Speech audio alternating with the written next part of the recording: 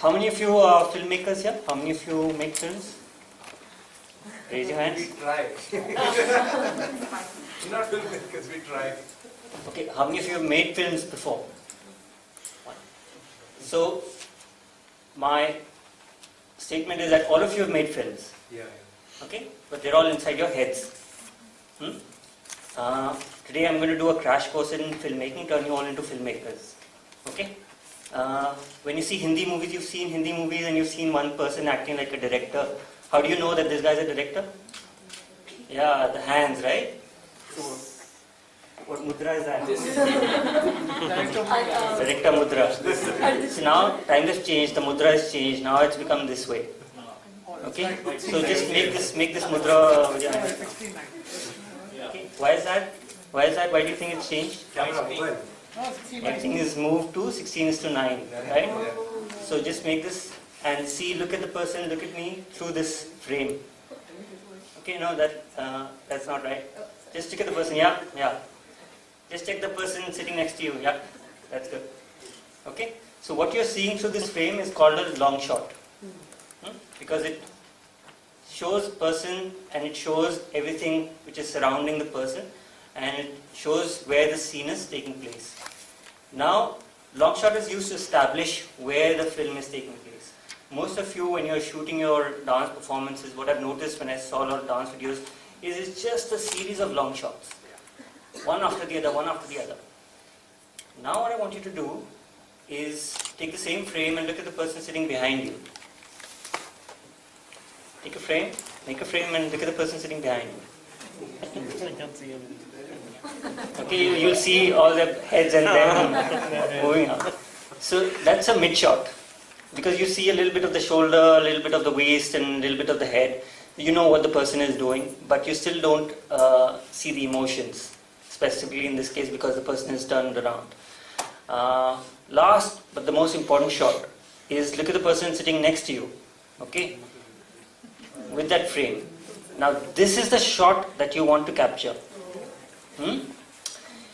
What happens is that typically in any session, any class, by the time you go back, 99.9% of what I'm saying you will forget.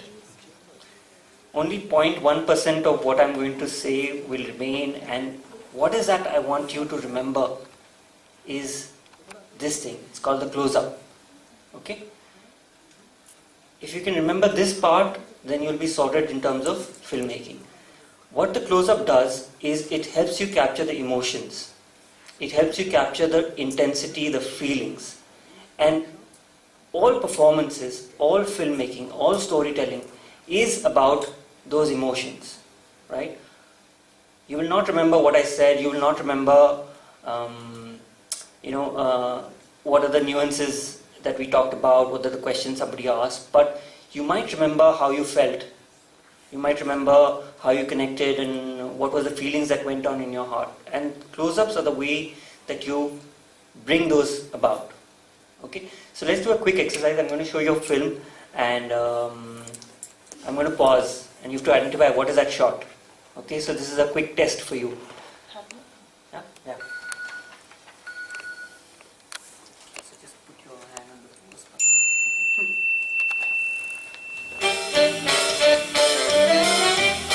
Pause. What's this shot? This is a close-up. Close-up, okay, go.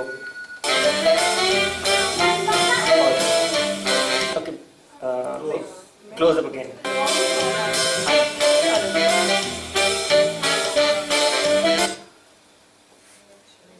Mid shot. Okay, long.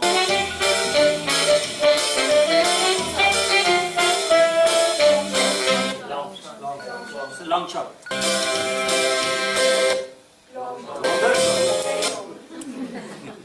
This is a close up.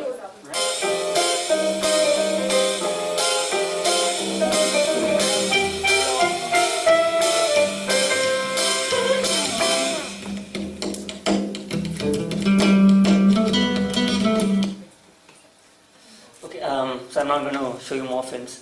I have prepared a list of do's and don'ts because I saw a lot of videos that Neha had sent me, and there were a couple of things that I noticed, especially when you're don't have budgets, you don't have a lot of budgets, you hire the cheapest videographer that's possible. Typically what happens is that you end up with a lot of people who do wedding videos, and by default they have been programmed into a certain style of filmmaking, you know, where you have hearts coming in and snazzy zipping effects and transitions, and you know, so try and avoid those because they distract the audience from what you want to convey. Okay, they take the attention away. I'm just going to run through the list of commandments. These are 10 commandments that I've prepared for you. Wrote them down, but even if you forget them, it's not important. What you should remember is, what did I tell you? Close up. You know, you remember that song which was "Kya aap close up karte hain?" Yeah. So just remember that song. Okay, my first commandment for you is that aspect ratio. You know, shoot in that aspect ratio. Most of the time, sometimes the old filmmakers or old people who used to make it still shoot in the 4:3 ratio, which was used for those square TVs that we had. But now everyone has moved to 16:9. So make sure you tell your videographer that please shoot in 16:9. Okay, don't shoot in 4:3. Okay, even if your photographs, try and shoot in 16:9. They give a better visual appeal. Second is close-ups. What I've seen is that most performers are very obsessed with their performances. You know, so they keep having shots after shot about in the same long shot, or you know, from different angles, but they miss out on the close-ups totally. They miss out on the audience, they miss out on the musicians. What happens from an audience perspective, it's a very jarring thing to keep seeing the same person again and again. You know, you need to have some break in the visual, just to have some change. If you keep eating tandoori chicken every day for breakfast, dinner, lunch, you know, week after week, then suddenly it becomes a little, you know, difficult to take in. So even visually, if you're seeing the same person again and again, the same shot, then it becomes very difficult for the person to sit through it. It's like a wedding video that your friend forces you to watch. Right, yeah, take. I don't want to watch it. Okay, so try and break your visuals. Tell the person to have mid shots, have close-ups. Third thing is the background. Typically, what your sponsor tries to do is make the most out of the mileage, and you know, puts a big, huge logo and all jazzy colors, trying to get everything in, you know, in the camera. But from a film perspective, later on when you want to remember it, you don't want to see all those things. So try and use the side screens for the logos and the backdrops. Try and keep a flat, plain backdrop like this one. Black's preferred because it, you know, contrasts your dress, so it makes you stand out more. Darker shade is good. So try and keep a plain backdrop. Okay. Sometimes you have friends who are shooting it. Sometimes they don't have big cameras. They have handy cams. But like what you have done is a very good thing, is that he's got a tripod. Always invest in a tripod. It's a very low budget thing, but that's the difference between an amateur and a professional. What happens, especially when you want to go in for close-ups and you're trying to take a close-ups, when you're using close-ups, your camera will shake, and the most minimal of shake will turn into a jarring shake in the screen. When you have a tripod, especially when you're zooming in, it doesn't shake. So use a tripod. And what happens is that many of the videographers have this fascination with zoom. You know, because they go to shadi things and they have to zoom into the plate when you're eating and see what you're eating. So they'll stand in the back and they'll zoom into your plate from a distance. So they try and use the same approach in shooting you. So they'll be standing in the back and then suddenly they'll zoom into your face. So avoid zooms. Zooms are really bad, you know.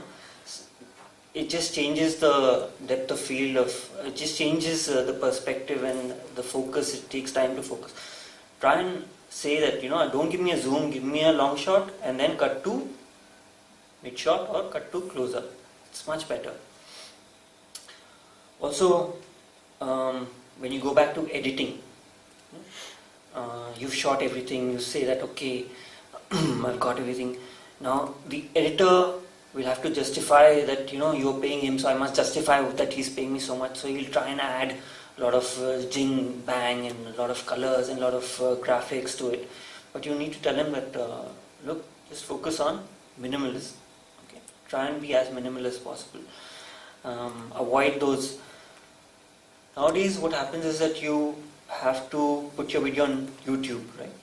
And when you put it on YouTube, YouTube has a very bad way of treating dissolve transitions. You know how dissolves are? Like one thing fades into another. So YouTube, the compression codec for dissolves is really bad. So all transitions, test it out. Make a rough cut, put it on YouTube, see how YouTube is treating it. If you feel that the dissolves are not working, then remove the dissolves. Have a straight cut. Okay? So avoid dissolves, avoid zooms, go easy on the VFX. And last two things is that typically for most performances it's advisable to have a 2-camera setup or 3-camera setup so that you know one person is taking the long shot and the other person is focusing on close-ups, the mid shots from different angles, so that when you're editing it, it creates a smoother edit.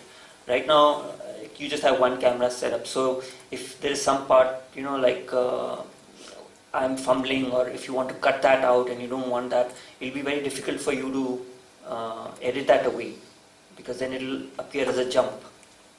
In one shot, my hand will be down and suddenly my hand will be up. So when you have 2 cameras, then you can play with the edit.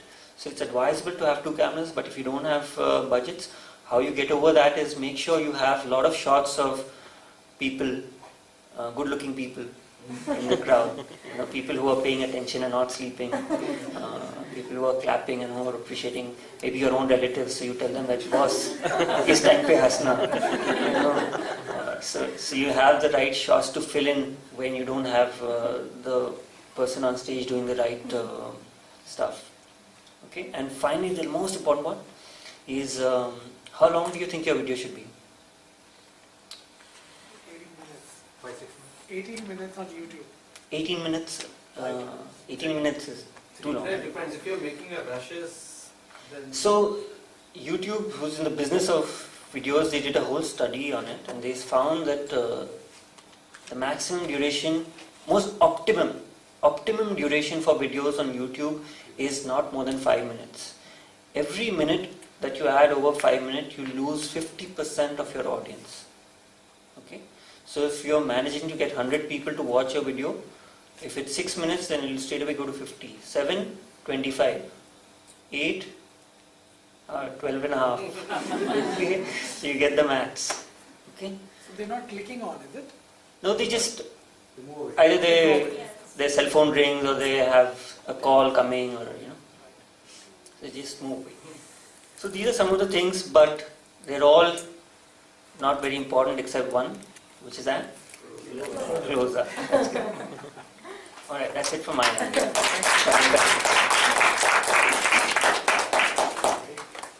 Thank you. Any questions? Oh, you're the serial question. A common problem which occurs during TV shoots is that they tell you, especially in classical music, you don't tend to repeat a particular alap or say a particular phrase. And they say that a long shot or close-up के लिए वो same चीज चाहिए, for even for the percussionist and for the vocalist. So, and we are unable to do that because we don't have it mugged up in our mind. So there's always a difference. So how do you go about it? That's why a 2-camera setup helps, because Okay, but if they have only one camera, Yeah. then how do they do that? then it's very difficult. What you try and do is, if you have another sound person and you're recording the sound separately, then the cutaways are the only way that you can do it. Have a long shot, cover the entire thing in long shot, and then have cutaways beforehand. Cutaways are easier earlier because as when the audience is sitting and the dance is not even come in, you can still take away some shots, so you can fill in those gaps that way. Or you can be creative, like in old Hindi movies. Every time a love scene used to come, they used to have flowers happening. So you could have taken shots of just the feet dancing, or the mudra. You can do it earlier, later. So you fill those in.